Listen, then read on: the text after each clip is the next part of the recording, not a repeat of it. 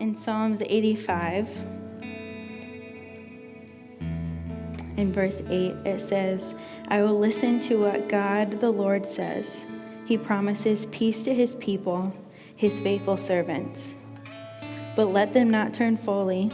Surely his salvation is near to those who fear him, that his glory may dwell in our land. Love and faithfulness meet together. Righteousness and peace kiss each other.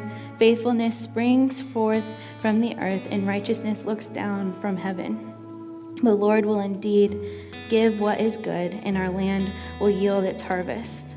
Righteousness goes before him and prepares the ways for his steps. Will you pray with me? Jesus, I just thank you so much for today, and I thank you that you have given me the opportunity to stand here and with my church family and just hear your word and hear how good you are. And Jesus, I just pray that this morning that we would just turn our ears and our hearts towards you, that we would listen to you as you speak to us, that we would walk out of here with you and learning from you this morning. We just pray those things in your name. Amen. You may be seated.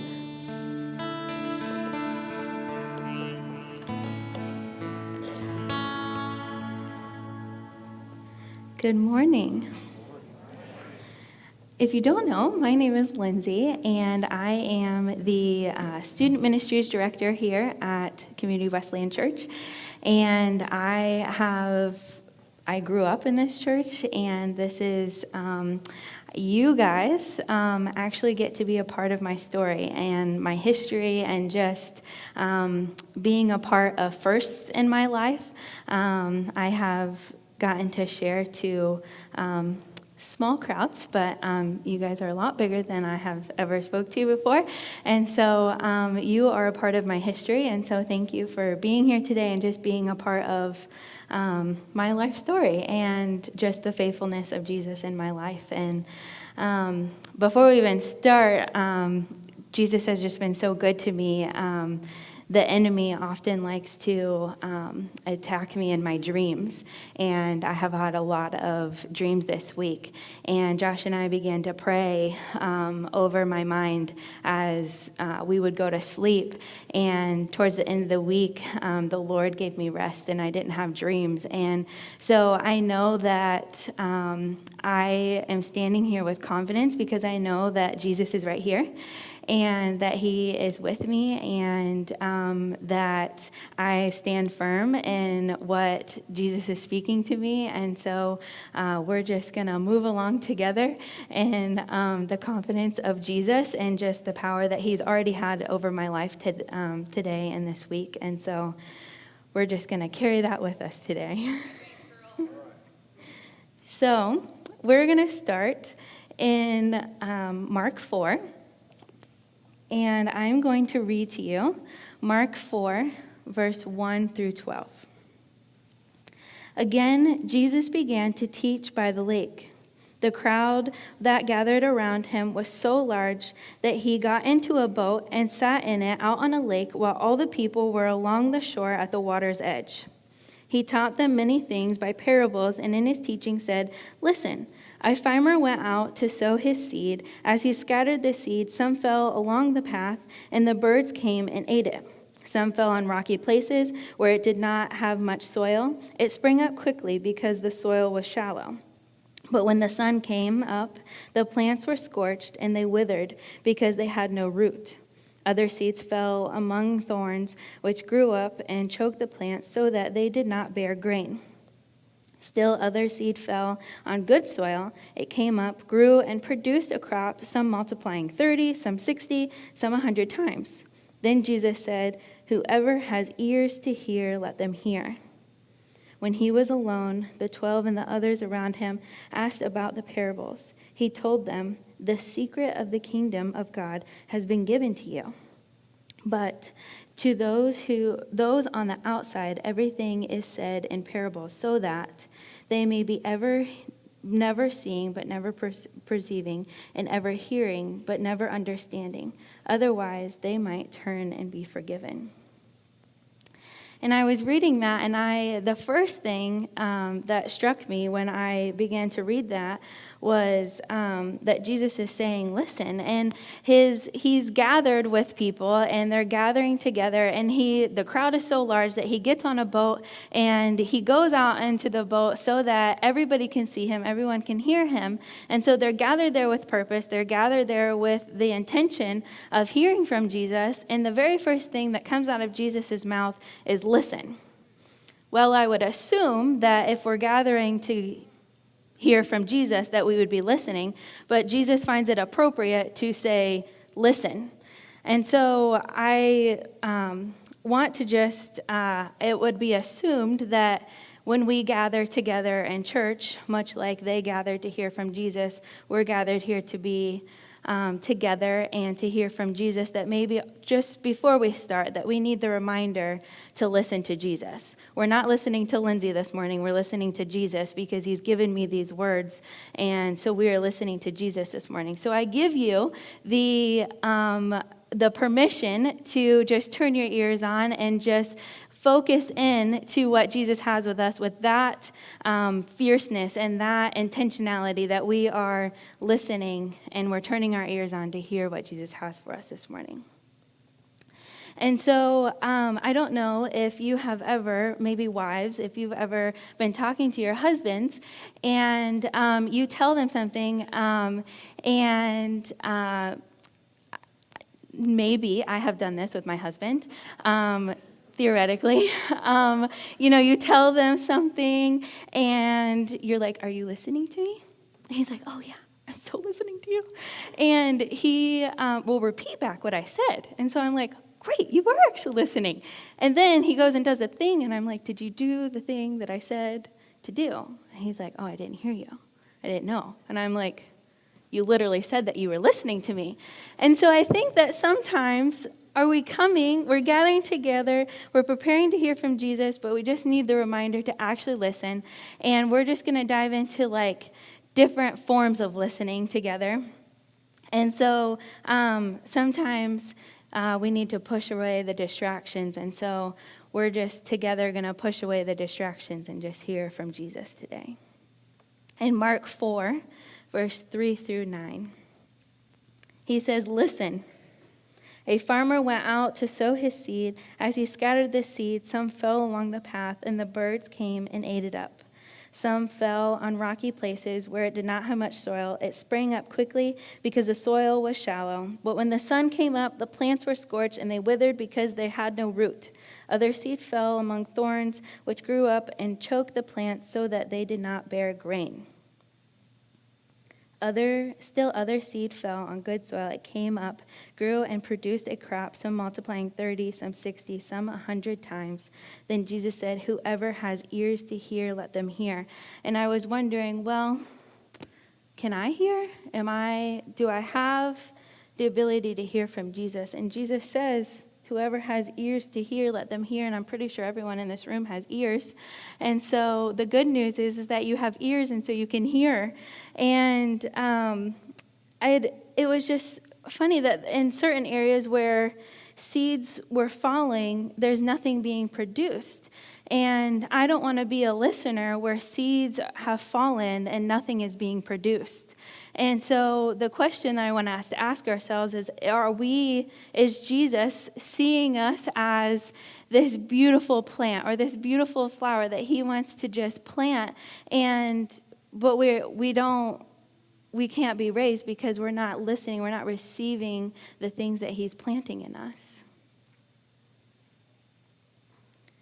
I found it very interesting that I was researching that in the Bible, there is no occurrence of the word listened or listener, but rather it's mentioned that the word hear is mentioned 550 times. And so I began to think about that, and I was like, well, it seems pretty evident that the Lord wants us to hear something, but there's not an often occurrence that we have actually listened and have received the information. And so listening doesn't seem like it's a new problem, but I think that it's something that we can grow and become better at. And I began thinking about just who we are as a church and our core and what we desire to be. We desire to be alive together in the warmth of Jesus, but that requires listening. And so in order to be that, in order to be able to flourish and to grow and to do the things that God is calling us to do, we have to have the willingness to actually hear the things that he's asking us to do.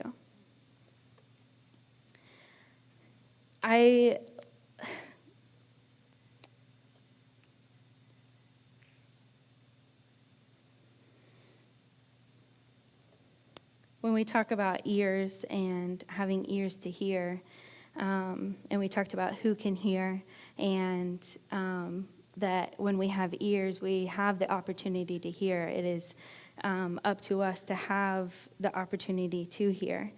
And so I began to kind of think about what prevents me from hearing, what stands in the way of that.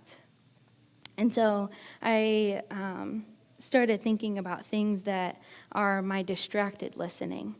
And there's times in my life where I have gotten so frustrated because I feel like God's not listening to me. And I am just pouring out my heart, and I'm like, God, why aren't you answering me? Why can't I hear you? And so I began to kind of dive into different parts of me that prevent my listening. And so the first thing is my guts to hear.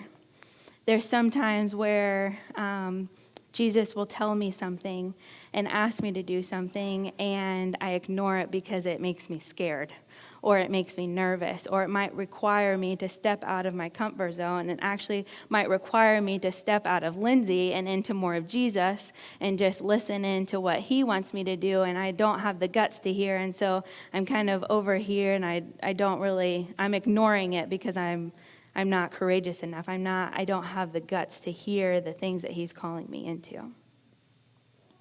Or maybe we love something so much that our love for it distracts us from listening. I began to just think about things that I love, and when Josh and I were first called into ministry, we were called away from Ohio, and I was like, but I don't really want to do that because my family's here, and I don't want to be away from that. I love my family a lot, and so I was over here still just like not having the guts to hear, and I didn't want to sacrifice the thing that I love the most, which is my family and my comfort. And so I'm over here away from what God is asking me to because I don't have the guts, and I loved something so much that it was willing to get in the way of me hearing what Jesus wanted me to hear. Or maybe we're listening too slowly. I was doing an assignment for school. I'm back in school at Indiana Wesleyan and getting my bachelor's. And I was doing an assignment on Amos. And in Amos, Amos is pleading to the Lord and wanting the Lord to have favor on the people of Israel, and the Israelites are not listening. And so Amos keeps saying, like, please have favor on them, please have favor on them. And so he does. The Lord listens to him. And then he comes back, and Amos is like, please, again, have favor on my people. And the Lord's like, okay, I will. And then, again, just the people are not getting it. And then finally, the Lord destroys Israel and rebuilds it. And so we were over here, and we were too slow to listen and miss out. And so then the Lord just destroyed Israel. So maybe sometimes in our lives, we're a bit too slow to actually listen to the Lord. And we don't have the guts. We love something so much, and We might be slow in our listening when Jesus wants us to get it. Lastly, this was hard for me. I'm just over here not having the guts, and then I am begging the Lord, okay, Jesus, like I'm over here and I'm praying again, and I'm so frustrated. Why can't you hear me? Why am I not hearing you? And then, I'm praying and I'm asking the Lord to just speak to me, and then I go over here and I watch Netflix. Or I get on social media, or I do something that is filling me that's not even actually even associated with Jesus. And I'm wondering why I can't hear from Jesus when I'm not even listening to him or spending time with him. But I'm so frustrated because I can't hear him, but I'm over here paying attention to the things of the world. I don't have the guts. The things of the world are keeping me tied down. And he's like, well, you're not listening to me. Part of hearing comes with the responsibility of participating in the spiritual discipline of silence. And I think that sometimes we miss that when we're surrounded in all these things over here, that Jesus actually wants us to just remove ourselves from all those things and just come over here with him and say, just remove those things and just be with me and just let me pour into you. You're going to get way more out of me than you will Netflix.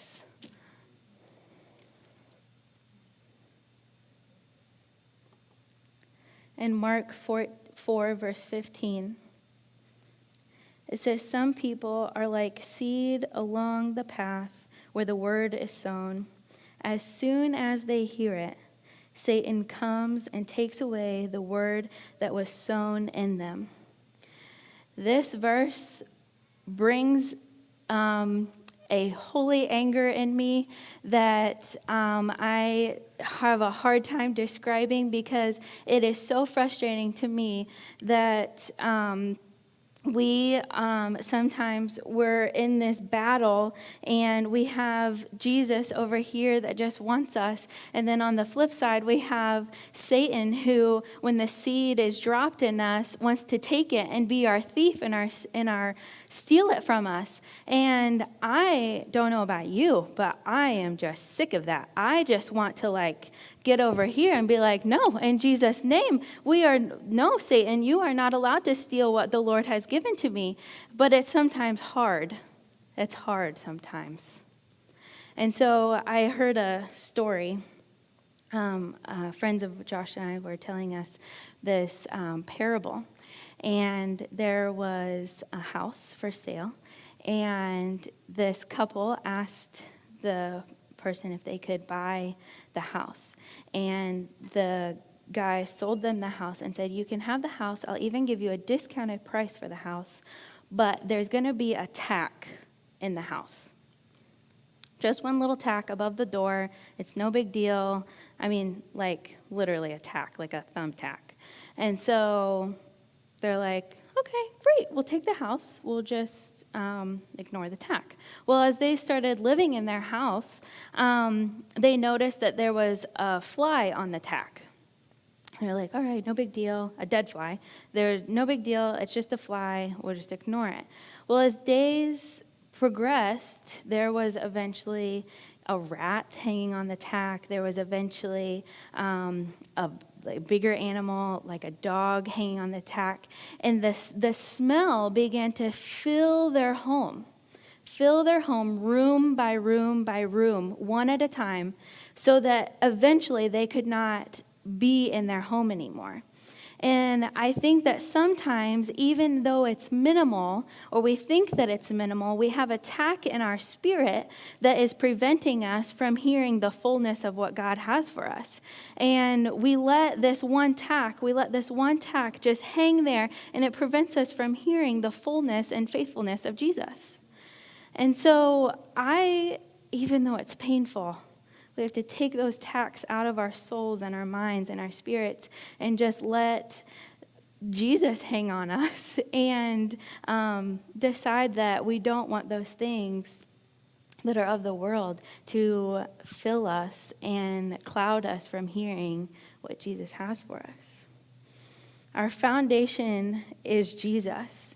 And I just want us to boldly just proclaim and say, enough of the tax. All right, Satan, you don't even get a tax. There is nothing in me that has left for you to have any authority over my life. We are taking out the tax, and I am all yours, Jesus.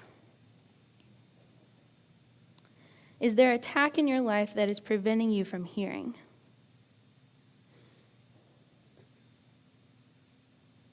There are attacks in my life.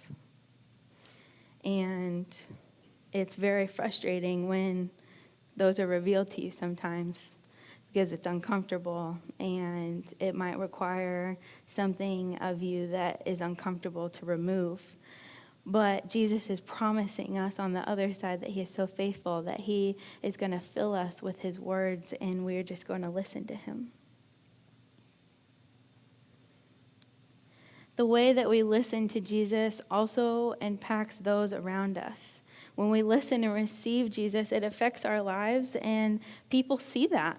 When I have attack in my heart, my husband can know it. He knows it by my attitude and my spirit and the way that we treat others. I have been so excited to tell you guys this. On last Monday, I was meeting with my girls' Bible study, teen Bible study, and we were studying James together, and we've just entered into chapter 2, James is talking about how we treat others and how we would treat those who would come and might be poor versus those who would come in and be rich. And one of the discussion questions was, in your church, in your congregation, is your church a church that would take in the poor and the rich and treat them the same? And you know what our girls said about you guys? They, without hesitation, said, our church would treat them exactly the same. And I think that our church actually might gravitate towards the poor because our church really likes to help people. They know that because you guys listen to what Jesus has called you to do. I am up here because you guys have taught me how to listen to Jesus and stand in his authority. The way that we listen to what Jesus is asking us to do directly affects those who are also trying to seek the Lord and listen to them. So I say that with encouragement that we have to get rid of those tax because younger people, they're at stake. They are watching you. They are seeing how the Lord is talking to you. We are learning from you. We're just learning, and we're so thankful to be learning. And thank you guys for being willing to listen.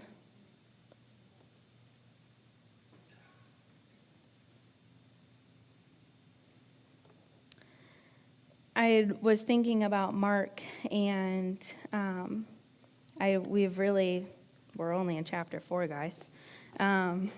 We're just getting started. And I'm amazed because already in chapter Mark, we have seen that demons have been met with Jesus' authority. Already we have learned that sickness is met with Jesus' healing touch and authority. And today, I just want us to be encouraged that our clouded hearing can be met with only a clarity of hearing that Jesus' authority and willingness and our willingness to receive it is met today. We can pull the things out of our ears and we can hear by the authority of Jesus today. And we're in chapter 4, and that's already what has been happening. But in order to move forward, we have to be able to receive it and have the willingness to listen.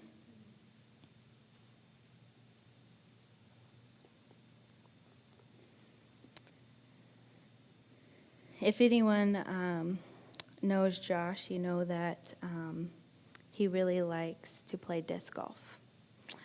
And he really likes disc golf. If you've spent more than 2 minutes with him, you know that he likes disc golf. And Josh and I were out disc golfing one day, and we were out at Everett Park. And there's a portion in the hike where you hike up a big mountain, and you're standing up there, and you're really hiking, and you turn this corner, and then it opens up, and you can see the city. And we got up there, and you can see the courthouse, you can see all the other tall buildings, and it's just a really pretty view. And we get up there, and Josh says that when he comes by himself, he likes to pray over the city. And so he was like, "Will you do that with me?" And I was like, "Sure." And so we're standing up there, and he's praying, and he's saying, he's praying, and he's like, "God, thank you that there's no fog, that we can actually see the city, and that because we can see the city, we know how to pray, and we were reminded to pray." And that really struck me, because when there's fog and there's attack sitting in my heart and in my life, we might be forgetting, we're missing out on an opportunity that Jesus has waiting for us. But we're so clouded, and we might have a cloud over our soul and over our heart and our spirit, that we've missed out on the opportunity to hear and to receive from Jesus. And so the really hard thing that I was thinking about yesterday is, I can't tell you what Jesus is saying to you. Sometimes in my own life, I want to be able to go to a friend and be like, "Why can I not hear? Can you please tell me what it is that I need to hear?"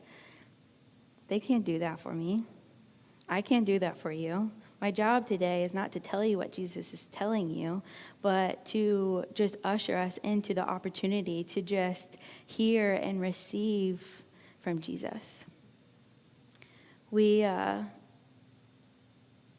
oftentimes in youth group, I like to practice what we learn. And so I've been giving opportunities for the teens to practice what their at-home relationship with Jesus will look like, because what they learn on Wednesday isn't enough. We also need to be filling ourselves throughout the week. And so I was thinking about today how I kind of wanted to end our time together, and I want us to be okay with just lingering and being okay with practicing the silence.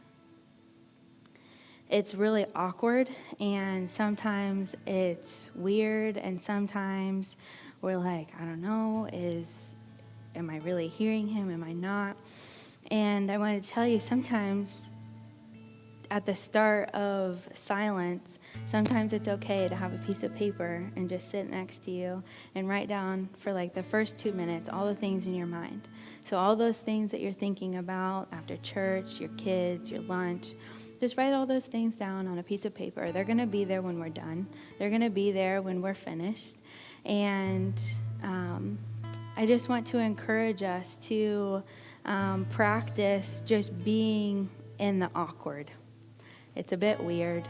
It's a bit out of the norm, but it's okay. We're just going to practice being in the awkward and just ask ourselves for a moment. I've asked Sean to play, and I've asked him to wait and to linger a little bit longer than what might seem normal, so that we can just spend time together purposefully and intentionally seeking out what Jesus has for us to speak to us. And it might look different for you. You might want to sit in your seat. You might want to stand. You might want to come pray at the altars. You might want to stand off to the side. Whatever that looks like for you, that's okay. But today we're just going to practice lingering, and we're going to practice just being in just the presence of Jesus and embracing the awkward and just being silent together to hear from Jesus.